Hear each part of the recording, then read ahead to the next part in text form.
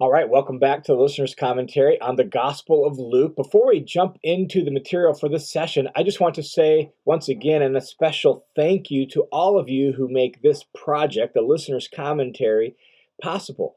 Like, it costs money to make a commentary in book fashion, and it costs money to make a commentary in audio fashion.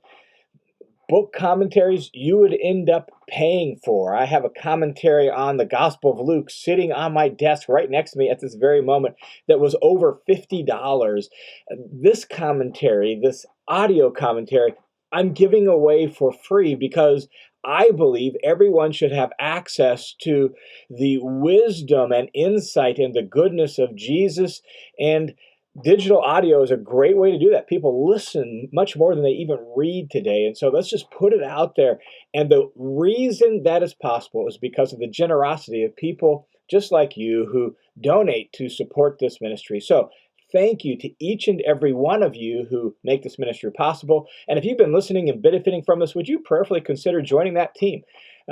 We aren't even close to 100% supported yet and funded for this project. And we need more and more people to step up and give $10, $25, $50 a month in order to make this possible. So I would invite you just to prayerfully consider if this has been beneficial to you, if you are able to join the team. And if so, you can do that at the link down in the notes below that says support, or you can swing over to listenerscommentary.com and go to the give page and set up a monthly recurring gift right there. All right, in this session, we are going to be looking at Luke 9:51 through 56, and that paragraph begins a brand new big section in the Gospel of Luke. Scholars typically call this big section the travel narrative. It goes from Luke 9:51 all the way up through Luke 19:27. It goes from here, where we're at in the Gospel, all the way up to the outskirts of the city of Jerusalem, just before Jesus' final week leading up to his crucifixion. And so this long middle section that scholars call the travel narrative is the reason for that. The reason they call it that is because it's set in the context of Jesus traveling to Jerusalem. 9:51 says, when the days were approaching for his ascension, he was determined to go to Jerusalem. So Jesus is on mission and he's heading towards Jerusalem.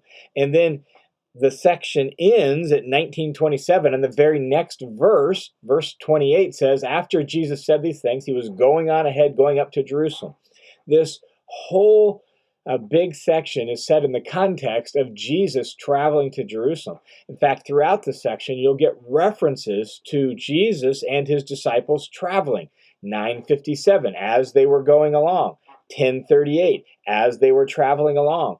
13:22, and as he was passing through one city and village to another, teaching them and proceeding on his way to Jerusalem, and so on. We get this at points throughout this section. And so the whole section, as Luke has arranged it, is arranged as Jesus on his way to Jerusalem.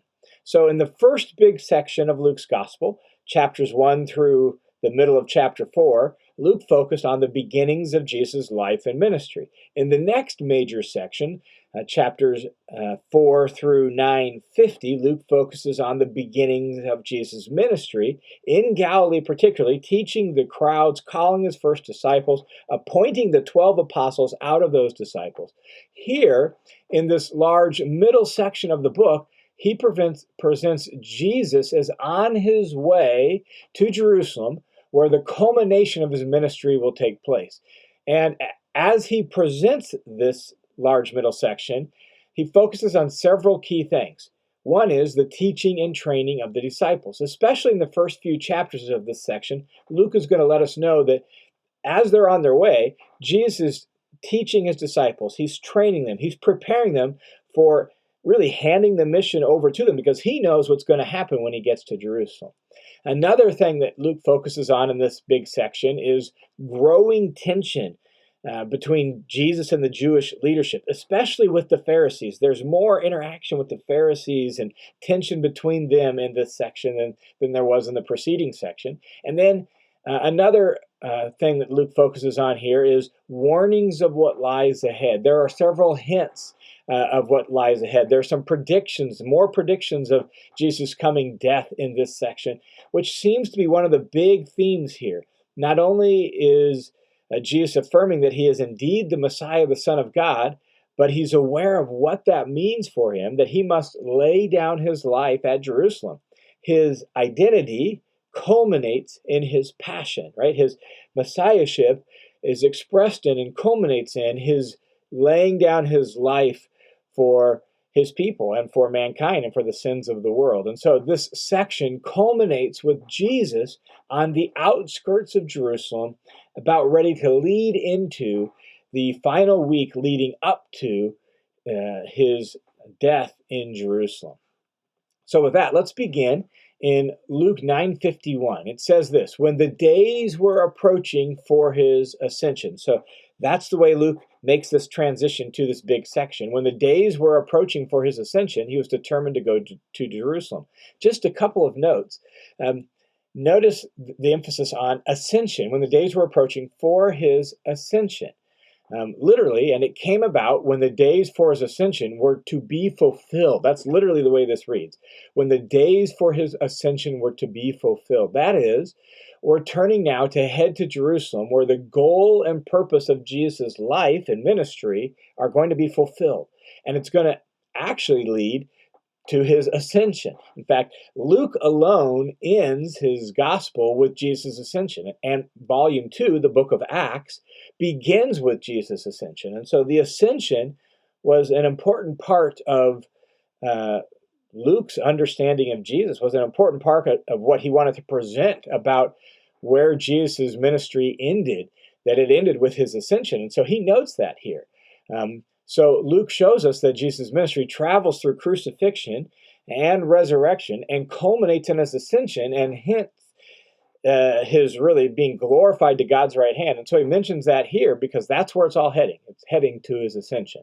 So when the days were approaching for his ascension, Jesus was determined to go to Jerusalem. Literally, he set his face. He set his face to go to Jerusalem.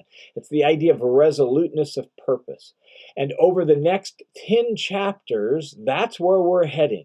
But don't think Luke follows a clear travel itinerary. Even though he set this in the context of Jesus' resolute purpose to go to Jerusalem, he doesn't do so in like a clear, first we go here and then we go there, a clear travel itinerary. Luke doesn't do that. His point and his focus is more theological. Jesus knows where it's all heading. Jesus knows where all things will culminate and reach its goal. He's heading there. He's heading to Jerusalem. He's heading to crucifixion and resurrection and ascension. But Luke arranges this section as a bunch of kind of snapshots, episodes that make important discipleship and important theological points. He doesn't arrange it in travel or chronological order. So Jesus is determined to go to Jerusalem. He's heading there because that's where the goal of his ministry has to be. But Luke does not arrange things in a clear travel itinerary. Verse 52 says this: and he, as he was determined to go to Jerusalem, and he sent messengers ahead of him, and they entered a village of the Samaritans to make arrangements for him. The fact that Jesus is willing to go through Samaria should stand out. Jews traveling to Jerusalem usually took the long route. They would go, if they were going from Galilee to Jerusalem, they would go east of the Jordan River, down along the Jordan River on the east, cross back over the Jordan River near Jericho, and then through Jericho and up into Jerusalem. That was the most common route that Jews would take from Galilee to Jerusalem, so that they didn't have to pass through Samaria. Why? Well, because of centuries-old hostility between the Jews and the Samaritans. We talked about that in the introduction to the Gospels. And so if you didn't listen to that, you might go listen and catch up on who the Samaritans are and where their story began and the centuries-long hostility between them. That hostility often erupted in acts of aggression from the Jews towards the Samaritans, from the Samaritans towards the Jews. There was long-standing tension and hostility between the Jews and the Samaritans. And so the Samaritans, even though they're like half-breed Jews, there's no love lost between them and the Jews. And so the fact that Jesus is open to people that his culture traditionally was hostile to by traveling into the region of Samaria and wanting to stay in a Samaritan village. This is significant, and it speaks something about the compassion and mercy and really the mission of Jesus to people beyond his own people. Verse 53, he sends people ahead. He sends some messengers ahead to try to make some arrangements in one of the village of Samaria so they could stay there. But, verse 53, they, the Samaritans, did not receive him because he was traveling towards Jerusalem. See, there it is, the long-standing hostility, the acts of big acts of aggression sometimes, or micro acts of aggression like this one. No, you can't stay in our village. We don't want you because you're heading to Jerusalem. Well, when his disciples, verse 54, James and John, saw this, they said, Lord, do you want us to command fire to come down from heaven and consume them? And this is a very typical Jewish response, right? Like, they're going to reject you, the Messiah, the Son of God. Well, should we just call down fire from heaven and burn them up? Very typical Jewish response. Not only that, James and John may actually be echoing an Old Testament story here. 2 Kings chapter 1 tells the story of Elijah, the prophet, in the very same region, in the region of Samaria, this very same area. It wasn't Samaria in Elijah's day, but it was the very same region where James and John and Jesus are. And in that account, in 2 Kings chapter 1, Elijah twice calls down fire from heaven, consuming some men who were opposing Elijah's teaching and his ministry. So I could just imagine what James and John are thinking. Oh, yeah, worked for Elijah. Why not for us? And so they are wanting to call down fire from heaven and consume the Samaritans. Interestingly enough, when Luke tells the story of the first Samaritans responding to the gospel in faith and becoming followers of Jesus, guess who's sent there? John, along with Peter.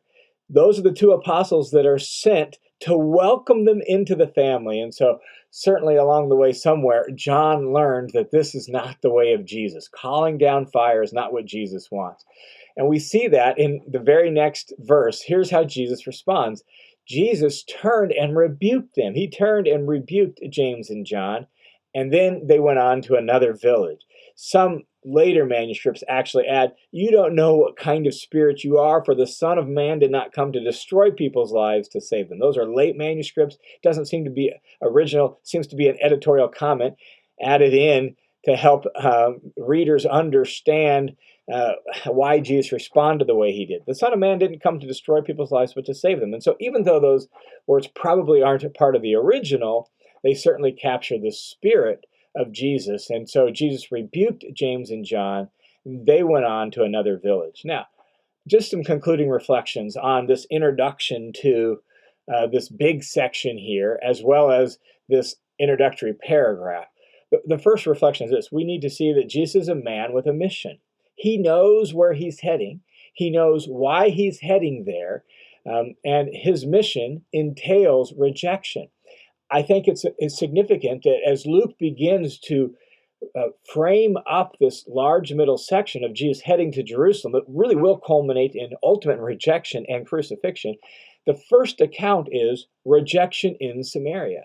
Jesus is heading to Jerusalem, and that's his mission. It's going to culminate there, and it's going to entail rejection. And not just rejection in Jerusalem, even here, rejection in Samaria. Part of what Jesus' mission will just involve is rejection. And so part of following him is going to entail rejection, and we need to learn how to handle that. And it's not to call down fire from heaven, right? Jesus' goal isn't to call down fire on those who reject him, and disciples, them and us, must learn to imitate their master. Jesus' way is not vindictive violence.